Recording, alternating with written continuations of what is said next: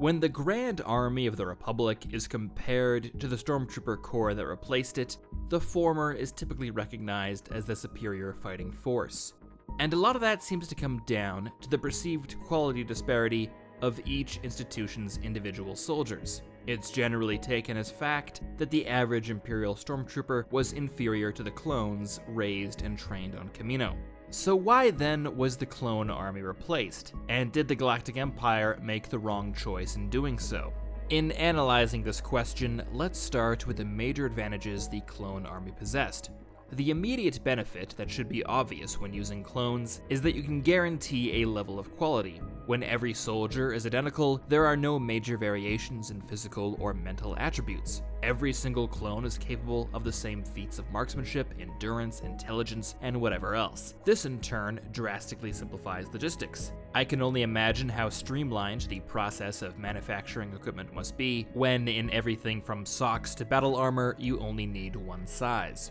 The second major advantage is that the clone army's sense of duty and dedication to the war effort was genetically engineered into them. Their obedience was almost unconditional.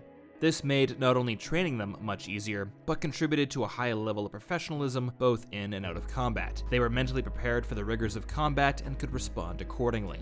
The last major advantage typically attributed to the clone army is that since they were trained from birth to be soldiers, their performance must be exponentially better. But I don't agree with this assessment.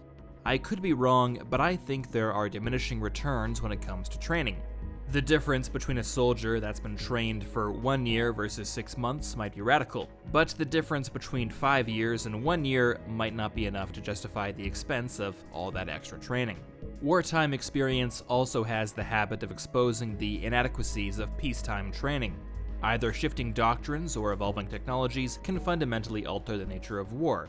So what happens if, for example, you've been literally trained from birth in something that is now completely obsolete? It's ingrained in your muscle memory. Your synaptic pathways have been fused to this idea, but now it's something that's going to get you killed. How difficult would it be to suddenly change your behavior or method of thinking? I think even minor differences between actual combat and a decade's worth of training might be enough to cause severe and unexpected reactions. If I trained every day for 10 years with a blaster that was 35 inches long, but suddenly I'm given a new blaster that's 36 inches long, would that be enough to fry my brain? Maybe not. But I think repetitive behaviors practiced for decades on end might end up causing more problems than they'd solve.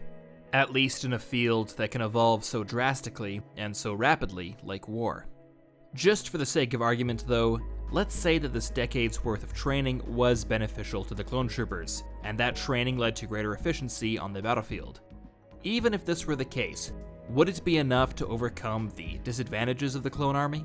I've spoken before on the inherent limitations of any clone army, so instead let's focus on the problems unique to the Grand Army of the Republic. First and foremost is the extreme centralization of their production and training. During the war against the Confederacy, the Republic encompassed much of the explored galaxy, but clone troopers were only produced on a single world. This is a potentially fatal flaw in the Republic's entire war effort. If Kamino were captured or the cloning facilities disabled, the time it might take to resume production elsewhere or transition to a conscripted force might be enough for the Confederacy to achieve a decisive victory. Additionally, with only a single mustering point in their entire supply chain, fronts or theaters located far from Kamino would take that much longer to receive reinforcements. This by itself is a huge issue, and it's almost unbelievable that the clone army didn't immediately collapse. The next major disadvantage is the expense of raising a clone army, in both time and money.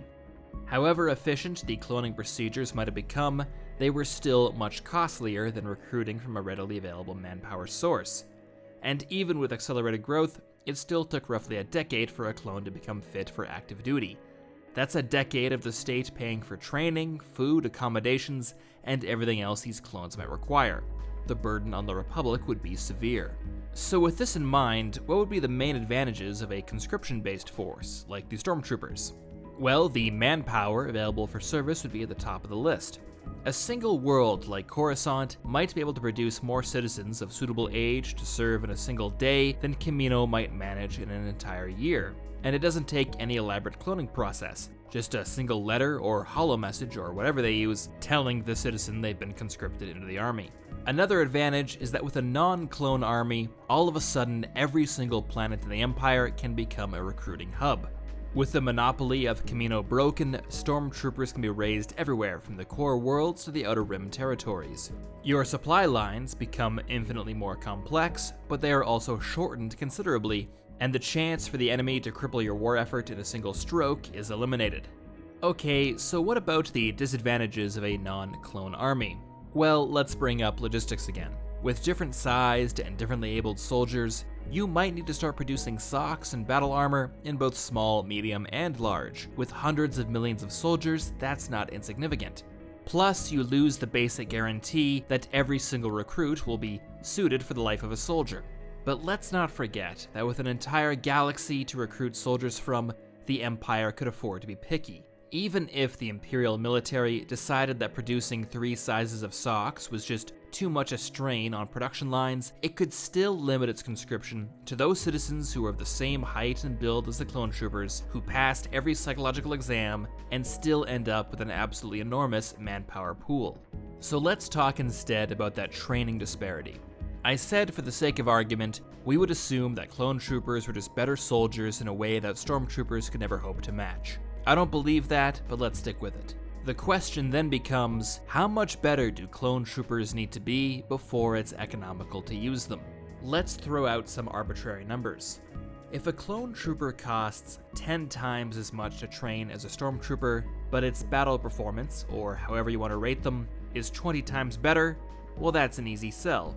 But what if a clone trooper is only 10 times better? Or 5, or only twice as good? Does that high cost still make sense? In all likelihood, I think the disparity between stormtroopers and clone troopers has been exaggerated. Certainly not enough to justify the added expense.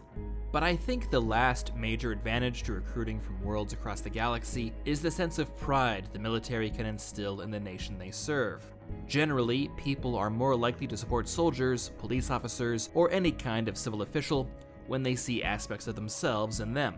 Stormtroopers who are born, trained, and now serve on Corellia will face much less resistance from the native Corellian population. Now granted, the Empire's human supremacist ideology pretty much immediately wipes out this advantage, but hey, at least all the humans in the Empire are more likely to respect the Stormtrooper Corps. So with all that in mind, I think the Galactic Empire made the right choice in replacing the clone army.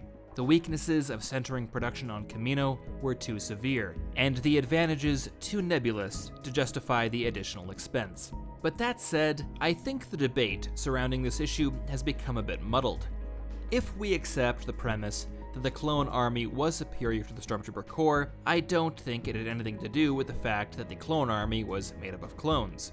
I think the Grand Army of the Republic was simply a smaller professional force, and this kind of formation will always be more effective in combat than a larger conscripted organization. And there's no reason the Galactic Empire couldn't have had the best of both worlds. If the Stormtroopers had been a volunteer army, with strictly enforced requirements and standardized training, they might have been just as effective, if not more so, than the clones. But that, of course, is just my opinion. And even though I have been genetically modified to have perfect opinions, I'd like to hear your thoughts. Which do you think was the superior force? The Stormtrooper Corps or the Clone Army? Did the performance of the clones justify their expense? Would the Jem'Hadar have thrashed them both? Let me know in the comments below. And until next time, this has been a Templin Dispatch.